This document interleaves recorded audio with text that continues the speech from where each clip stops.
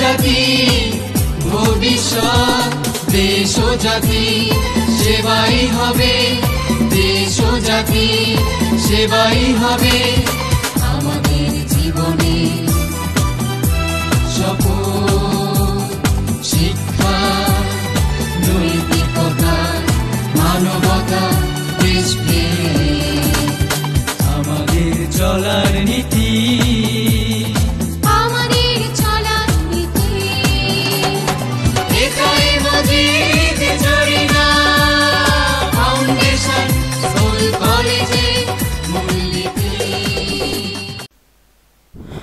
প্রিয় দশম শ্রেণীর শিক্ষার্থীরা কেমন আছো সবাই?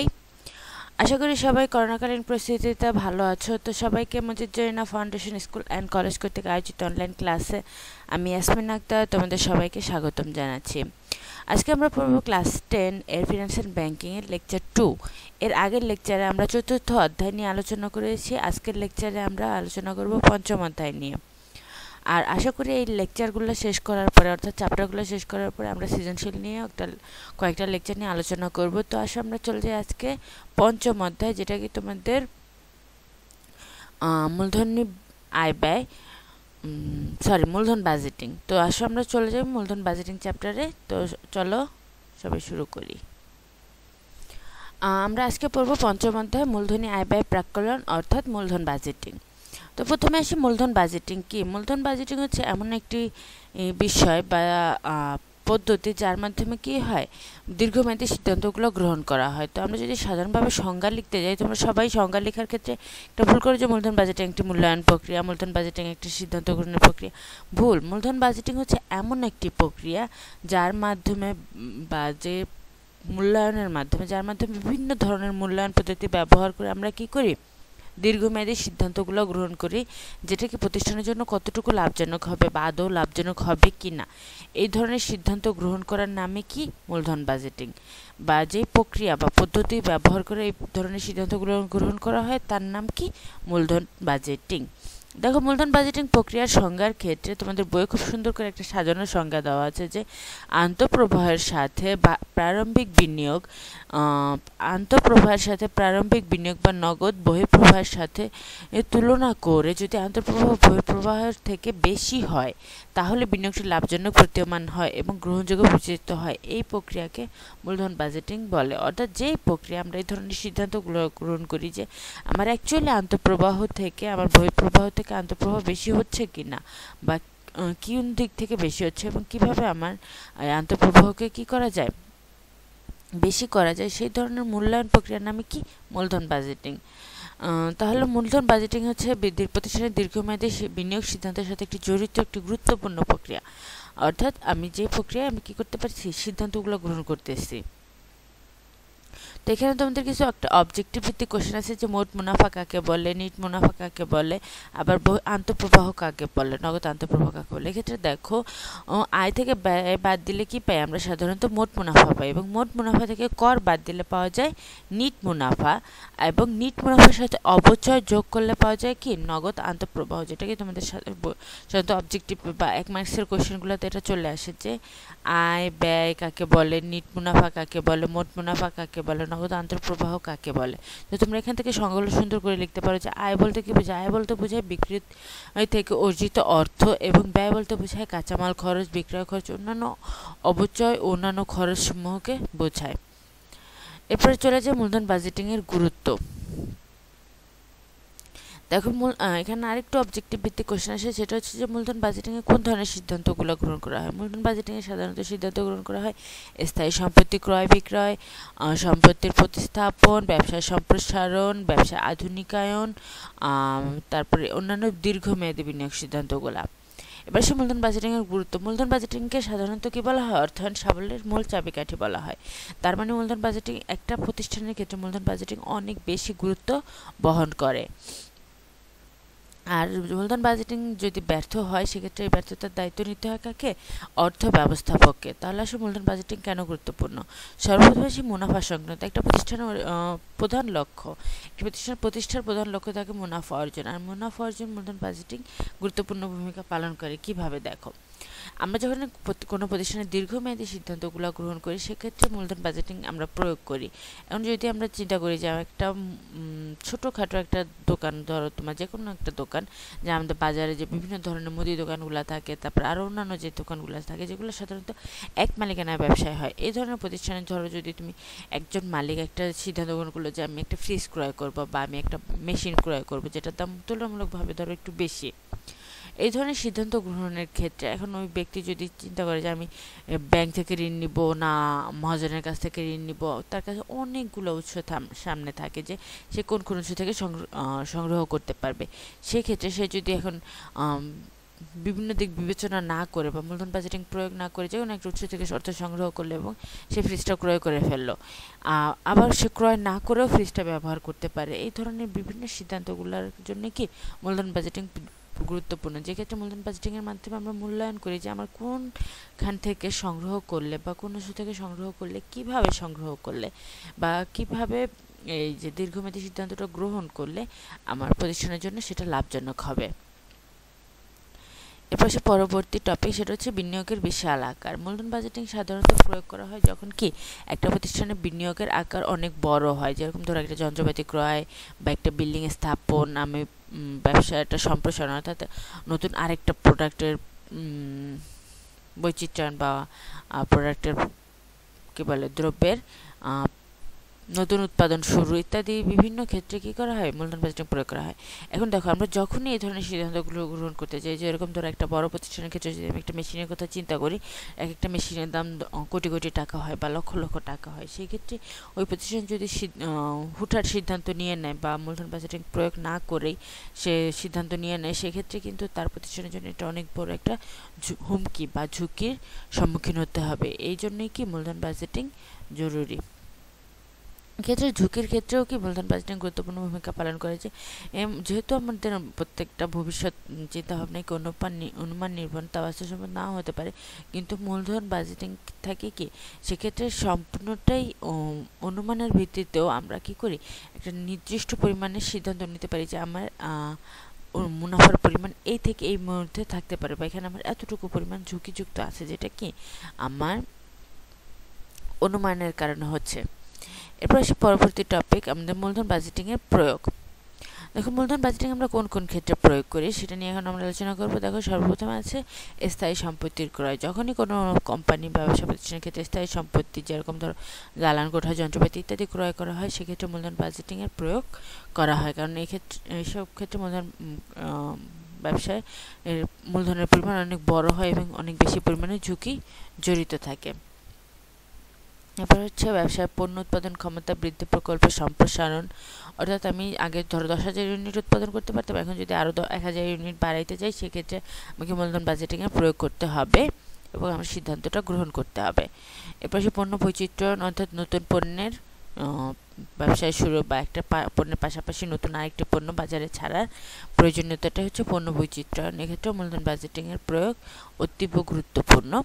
এরপর সে প্রতিস্থাপন ও আধুনিকায়ন, অর্থাৎ আমি যদি ধরো আধুনিকায়ন হচ্ছে আমি একটা প্রতিস্থাপন আধুনিকায়ন হচ্ছে আমি একটা মেশিন ব্যবহার করতেছি। দেখো আমাদের যে প্রযুক্তির ক্ষেত্রে নিত্য নতুন প্রযুক্তির ব্যবহার হচ্ছে বা নিত্য নতুন প্রযুক্তির আবির্ভাব হচ্ছে, আবিষ্কার হচ্ছে, যা কী করে আমাদের ব্যবসাকে বা বিভিন্ন কাজকে প্রভাবিত করে। যেরকম ধরো আগে কাপড় তৈরির জন্য হাতের মেশিন বা পায়ে চালানো মেশিন ব্যবহার করতে হয়, কিন্তু এখন ব্যবসায়ের ক্ষেত্রে বা বিভিন্ন প্রতিষ্ঠানে এখন কী করছে ইলেকট্রনিক মেশিনগুলো ব্যবহৃত হচ্ছে।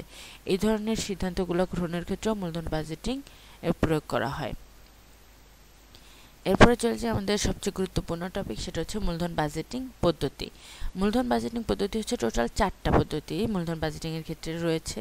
এ পর্যন্ত আবিষ্কৃত 4টা পদ্ধতি যা কি মূলধন বাজেটিংয়ের ক্ষেত্রে প্রয়োগ করা হয় এগুলো হচ্ছে গড় মুনাফার হার পদ্ধতি, অ্যাকাউন্টিং রেট অফ রিটার্ন যাকে সংক্ষেপে ARR বলা হয়, পেব্যাক সময় পদ্ধতি পেব্যাক পিরিয়ড, নিট বর্তমান মূল্য পদ্ধতি, নেট প্রেজেন্ট ভ্যালু যাকে সংক্ষেপে বলা হয় NPV, আভ্যন্তরীণ মুনাফার হার পদ্ধতি, ইন্টারনাল রেট অফ রিটার্ন যাকে সংক্ষেপে বলা হয় IRR। তোমরা এই সংক্ষিপ্ত নামগুলো পড়ে নিবে যাতে কি পরীক্ষায় তোমাদের যখন সংক্ষিপ্ত নামগুলো আসে তোমরা যাতে আনসার করতে পারো। যেরকম তো তোমাদের পরীক্ষায় আসে যে IRR কি, ARR কি, NPV কি, PBP কি, এগুলো তোমরা একটু মুখস্থ করে রাখবে ইংলিশ নামটা সহ, যে ARR হচ্ছে accounting rate of return, PBP payback period, NPV net present value, IRR internal rate of return. তাহলে প্রথমে আসে আমরা গড় মুনাফার হার পদ্ধতি। দেখো মূলধন বাজেটিংয়ের সবচেয়ে সহজ পদ্ধতি হচ্ছে গড় মুনাফার হার পদ্ধতি, যেখানে কি করা হচ্ছে গড় নিট মুনাফাকে গড় বিনিয়োগ দিয়ে ভাগ করে তাকে 100 দিয়ে গুণ করে গড় মুনাফার হার বের করা হচ্ছে। এক্ষেত্রে যেহেতু এটা একটা মুনাফার হার, সেটা এই জন্য এটা অনেক বেশি গুরুত্বপূর্ণ এবং গুরুত্ব বহন করে। এক্ষেত্রে নিট মুনাফা তো আমরা জানি, গড় নিট মুনাফা কীভাবে বের করবো, প্রত্যেক বছর নিট মুনাফাকে ওই বছর সঙ্গে দিয়ে ভাগ করে আমরা পাই কি গড় নিট মুনাফা। আর গড় বিনিয়োগ হচ্ছে এই গড় বিনিয়োগকে 2 দিয়ে ভাগ করলে কি পাওয়া যায়, গড় বিনিয়োগ পাওয়া যায়। বেশি সিদ্ধান্ত নীতি, অর্থাৎ যেহেতু এটা একটা মুনাফার হার, এক্ষেত্রে মুনাফার হার যত বেশি হয় প্রতিষ্ঠানের জন্য তত ভালো হয়, অর্থাৎ মুনাফার হার বেশি হলে সেটা গ্রহণযোগ্য হবে।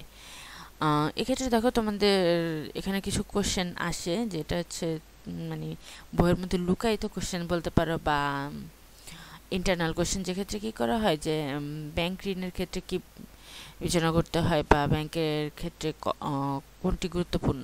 দেখো আমরা যখন একটা ব্যাংক ঋণ নিতে যাই, সেক্ষেত্রে গড় মুনাফার হার অনেক বেশি প্রাধান্য বিস্তার করে, কারণ কি গড় মুনাফার হার বেশি হলে ঋণ পাওয়া যায়। অর্থাৎ আমরা যখন ঋণ নিতে যাই, দেখো আমাদের ব্যাংক থেকে ঋণ নিতে গেলে ব্যাংকের একটা রেট, ফিক্সড রেট করা থাকে, যে এই রেটের মধ্যেই বা সুদের পরিমাণ এটাই হবে।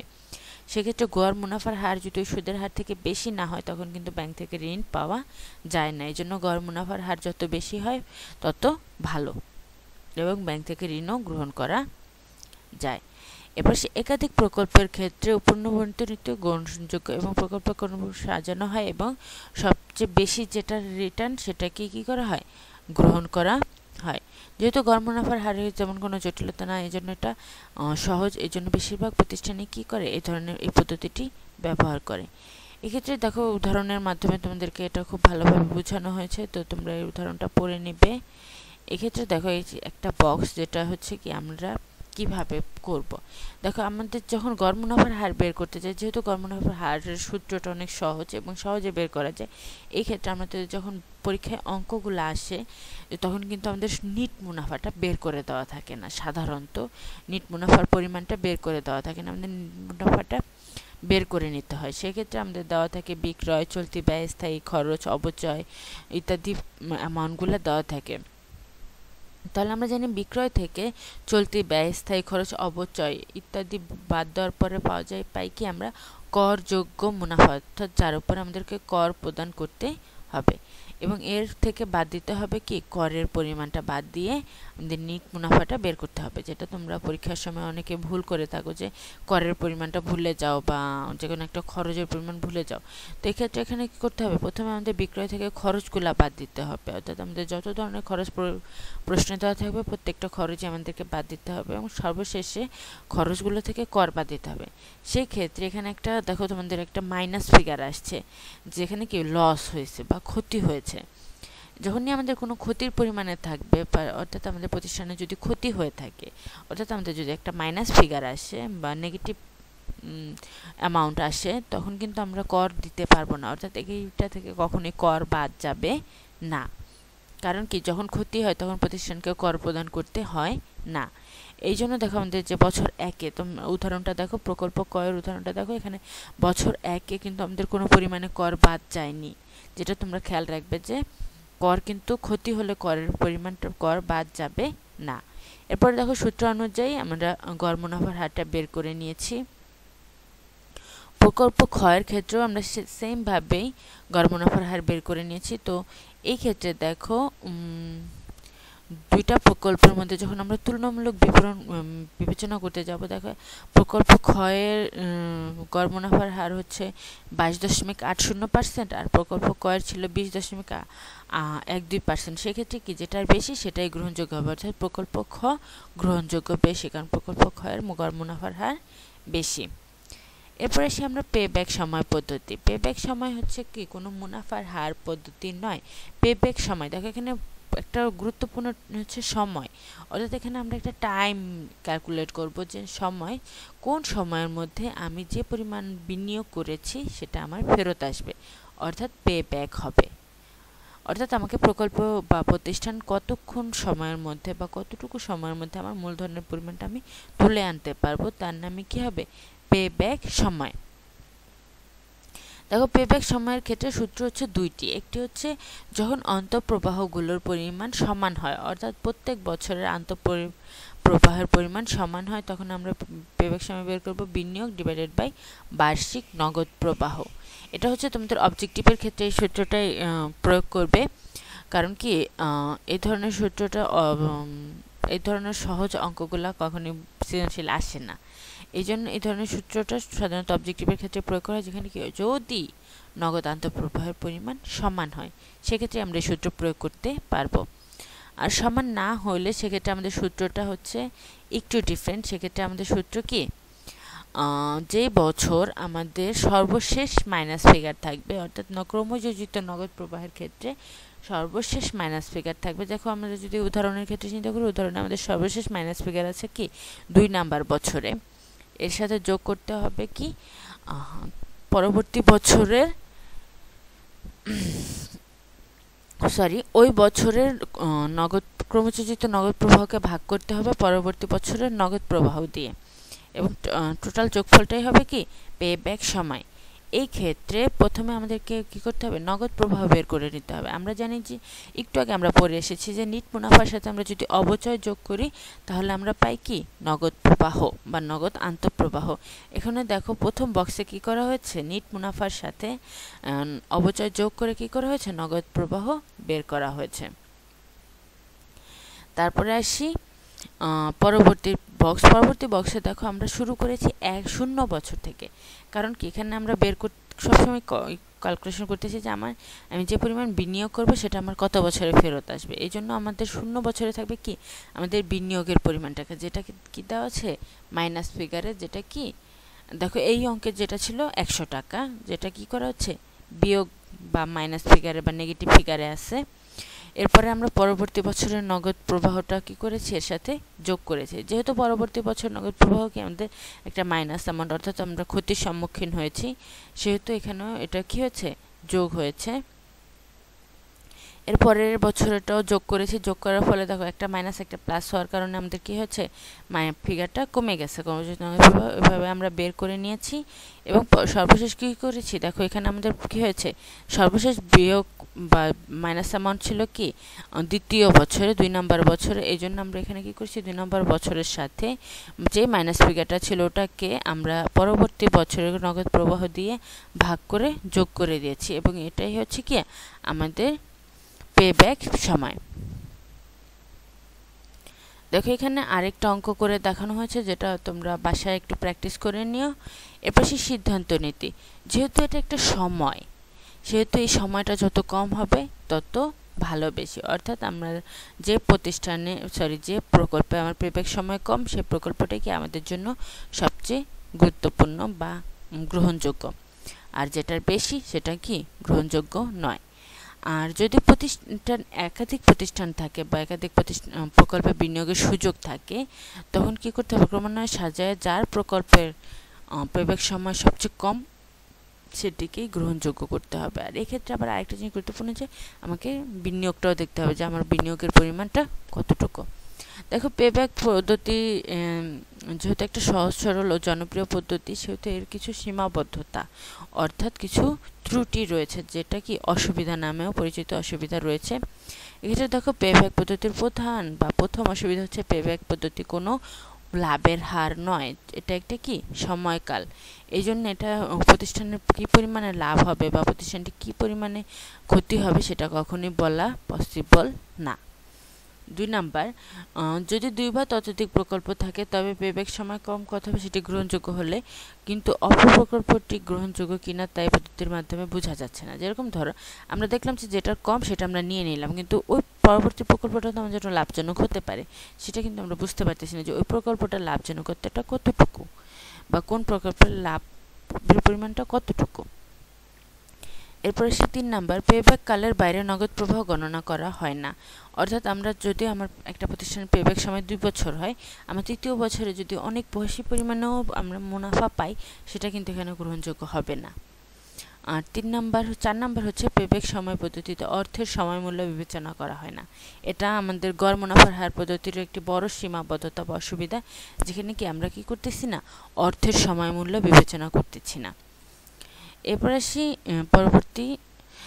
দেখো, এই চ্যাপ্টারে আমরা শুধুমাত্র 2টা পদ্ধতি শিখলাম। আমরা জানি মূলধন বাজেটিংয়ের টোটাল পদ্ধতি 4টি, যার মধ্যে আমরা 2টি পদ্ধতি এখন শিখলাম। সেটা হচ্ছে কি গড় মুনাফার হার পদ্ধতি ও পেব্যাক সময় পদ্ধতি। আর বাকি 2টা পদ্ধতি আমরা পরবর্তী ক্লাসে শিখব। তো এই পর্যন্তই আজকের ক্লাসটা। আশা করি সবার ভালো লেগেছে। তো সবাই ক্লাসটা খুব মনোযোগ দিয়ে করবে এবং সাথে সাথে বইটাও খুব ভালোভাবে রিডিং পড়বে আর অঙ্কগুলো প্র্যাকটিস করবে। তো সবাই ভালো থাকবে, সুস্থ থাকবে। আল্লাহ হাফেজ।